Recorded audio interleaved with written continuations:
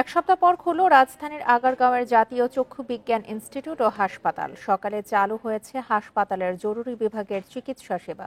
এই ঈদে জামা জুতো অ্যাক্সেসরিজের ডিসকাউন্ট।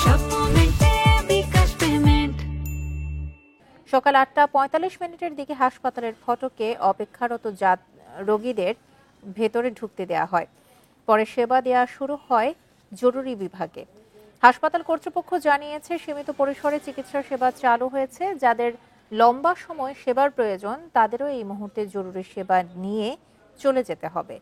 জরুরি চিকিৎসার পরে কারো বাড়তি চিকিৎসার প্রয়োজন থাকলেও সেটা আপাতত দেয়া হবে না।